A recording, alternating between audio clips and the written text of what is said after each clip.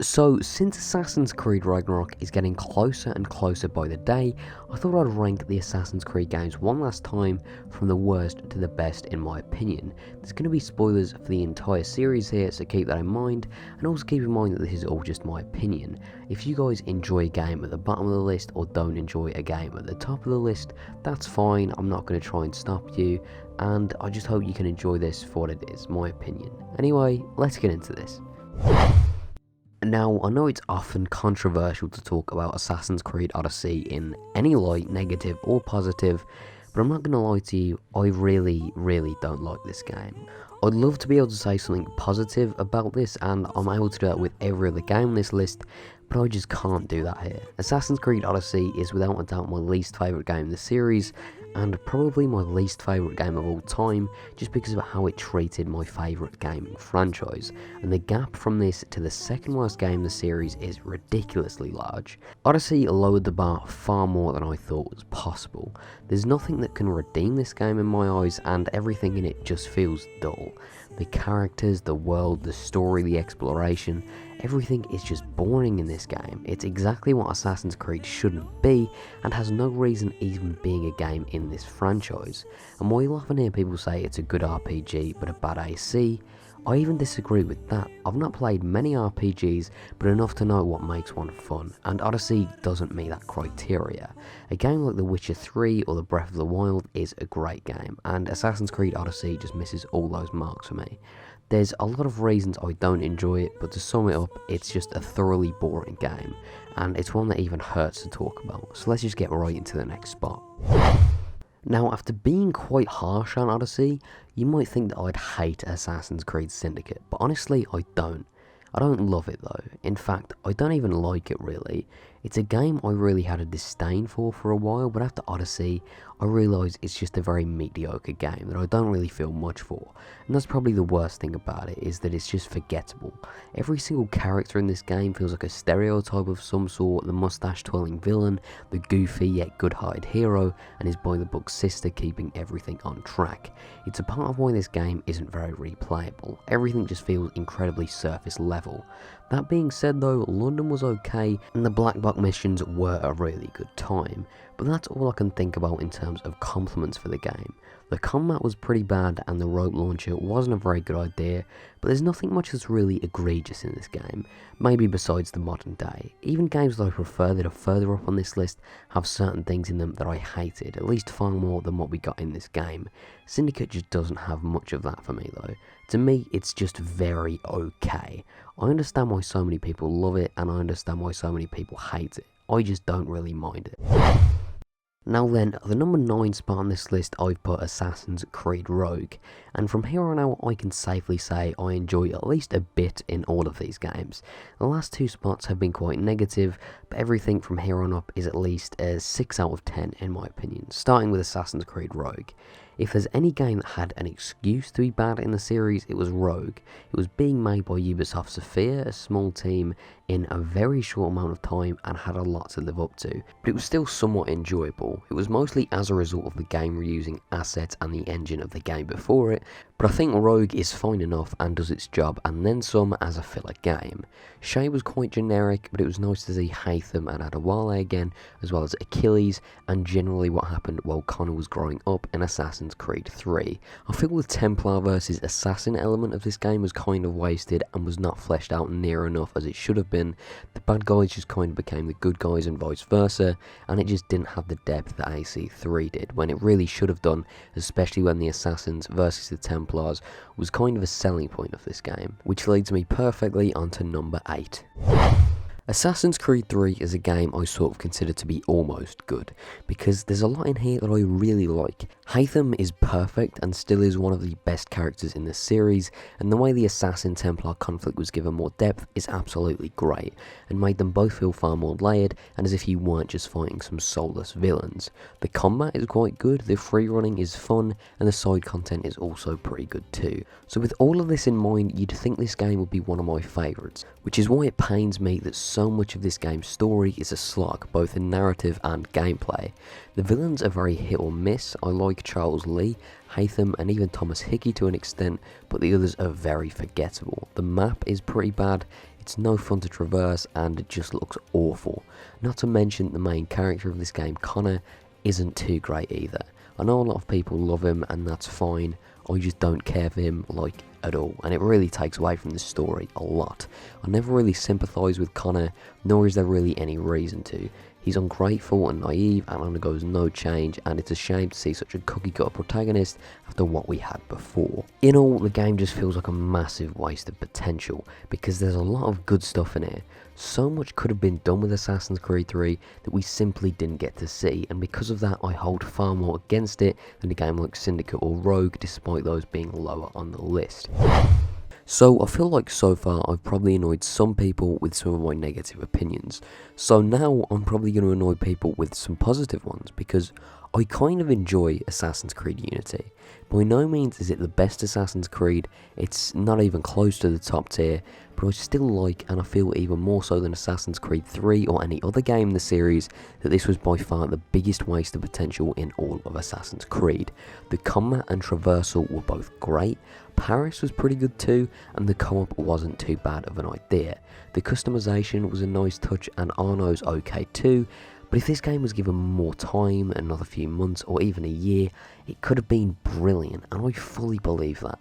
In an alternate universe where Unity was released in 2015 and was received positively, Assassin's Creed would be completely different right now. It's clear Alex Amancio and his team were incredibly passionate about this game and were taking Assassin's Creed in a pretty new direction. If they were given the time they needed, our protagonist could have gone from likeable to lovable. The game could have gone from unfinished to refined, and the story could have been compelling. It's a shame Unity wasn't given the chance to fulfill its potential, and it stands as a perfectly okay Assassin's Creed game, which really frustrates me, because Assassin's Creed Unity could have been brilliant. So now we've hit the number 6 spot, I can safely say I really enjoy all the games from here on out, and here I've put the original Assassin's Creed. I really like this game. Playing this now feels like playing Assassin's Creed in its purest form, at least in terms of themes and ideas, exactly as Patrice Désilets intended. You've got the mystery and deceit, you've got these sort of fantastical elements that are rooted in technology, and you've got the assassins. If you ever want to introduce someone to Assassin's Creed to show them what the series is about, then this is probably the game for them. It might be dated, and I'll always be on the back foot in that conversation, but it's aged very well. I really wish Ubisoft would release that rumoured remaster of Assassin's Creed, just so newer fans who seem to avoid this game give it a go. And also, I'll be able to get footage for it then, but you know. Even on the Xbox 360 or PS3, a lot of things just don't age. Altair is a great character and is well suited to becoming that prolific assassin later in life. The soundtrack as well is also criminally underrated, and if you haven't played Assassin's Creed, definitely go and do it. At the number 5 spot on this list, I've put Assassin's Creed 4 Black Flag, and although it's only number 5 on this list, I absolutely love this game, and the fact that it's only number 5 is a testament to just how great so many of these games are. Assassin's Creed 4 is exactly what change in the series should do, give us something completely new while still having the heart of Assassin's Creed. It's disputed as to whether or not this is a true Assassin's Creed game, but I completely think it is. Edward's journey to the assassins feels like a natural progression, and he has the core values of an assassin, and him being a pirate doesn't nullify that, as he longs to fight injustice throughout the entire game. Speaking of Edward, what a great character. He has one of the most compelling yet tragic arcs in the franchise, and if we saw a sequel to this covering what we know happens in the transmedia, then Edward could definitely give Ezio competition for the most beloved assassin in the series, or at least more than he actually does already. It's a beautiful game too. The world is gorgeous and is complemented by a perfect soundtrack, and it just builds this incredible sense of immersion that never dies. Assassin's Creed 4 Black Flag is one of my favourite games of the decade, and one of the best games in the series in my opinion. Assassin's Creed Revelations is by far the most underrated Assassin's Creed game as of 2020, which is funny considering how huge of an impact it made upon release in 2011, and that was felt for years, and that sort of died out now unfortunately. Revelations is a send-off to the two ancestor protagonists we'd seen up until that point, and it's done perfectly. It was Darby McDevitt's first writing credit on a mainline entry, and you can see why he was kept around. He has a phenomenal understanding of both Ezio and Altair and their role in the grand scheme of the series. He manages to connect the story of both these characters brilliantly without seeming forced or like unnecessary fan service, but very naturally too, creating what is probably my favourite moment in any video game of all time. It's impressive when you also consider that the new team at Montreal 3 created this game in just a year or less with the help of the other Ubisoft studios. There's set pieces and missions that will have needed their own new sets of physics to function, on top of new mechanics and the underground city of Cappadocia. Despite not having the most time to make this game, the team went above and beyond the status quo, creating one of the best Assassin's Creed games of all time. Now, I never thought that a game outside of the Ezio trilogy would crack my top 3, but Origins does, and it deserves to. The anticipation for this game was monumental, and Montreal 3 had a lot to live up to, and they definitely did that, and so much more. While Origins is far from a traditional Assassin's Creed experience, it definitely earned its title and did a great job of breathing fresh air into the franchise when it felt at its most lifeless. It completely overhauls everything we had in Syndicate, and you could swear the two were from entirely different franchises. Making the series an RPG, while very different, was very well suited, especially for the time.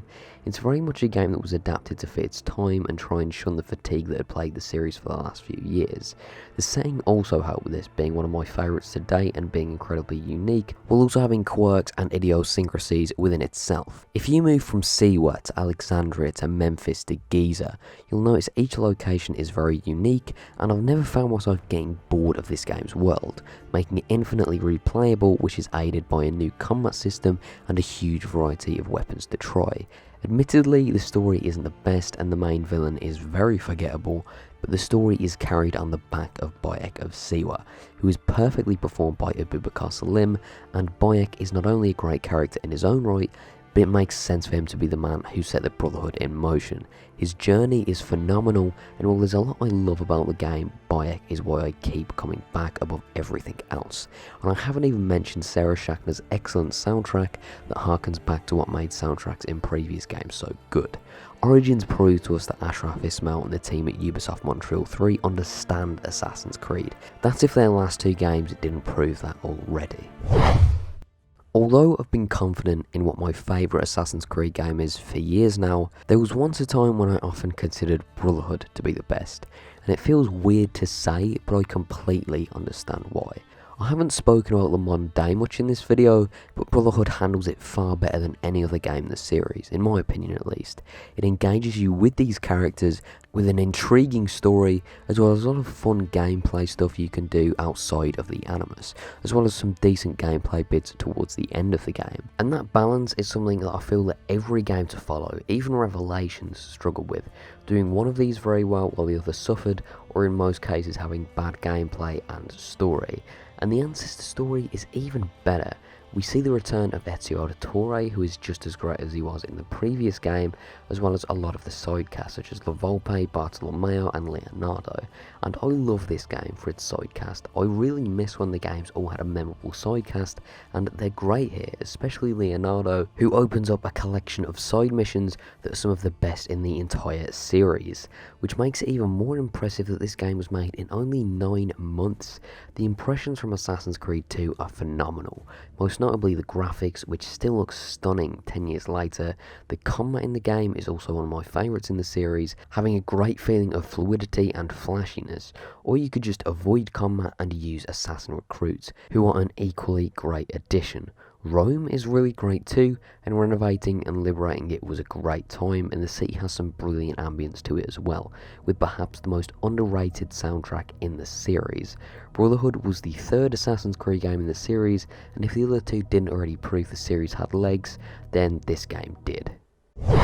Now, the number 1 spot might have been predictable, but I can't not credit Assassin's Creed 2 as the masterpiece of a game that it is. Assassin's Creed 2 is not only my favourite Assassin's Creed game of all time, but just my favourite game. I've replayed it maybe 25 to 30 times, and I've never gotten bored of it. It was the game that introduced me to the series, and I've came to love it more and more with time.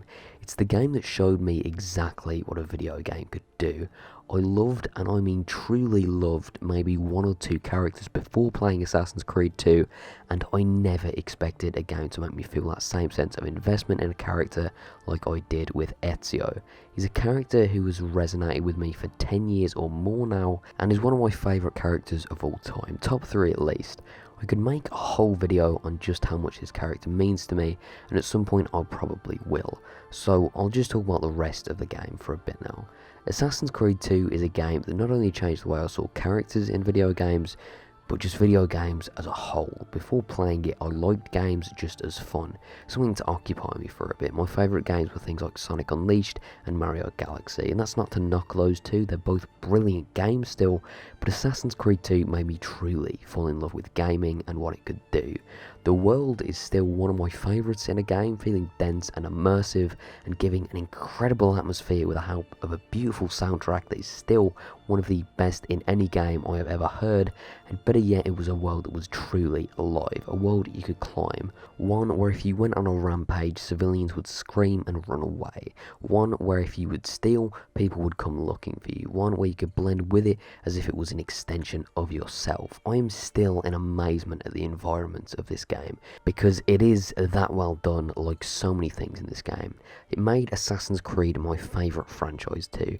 The mystery and the intrigue, the intertwining of the present and the past, the fight against injustice, the values and morals of this secret order that went back centuries, and so much more. Sure, it might be nostalgia talking to a point, but Assassin's Creed 2 is a masterpiece of a game, and I couldn't have asked for a better introduction to this series.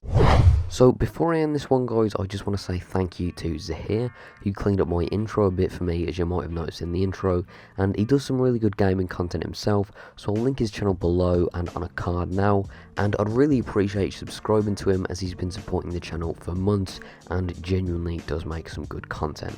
So anyway, that's been it for today. I hope you enjoyed this one. I'd love to hear how you guys rank the series too, so if you want to let me know in the comments, I'll definitely check those out. Thank you all for watching, and I'll see you next time.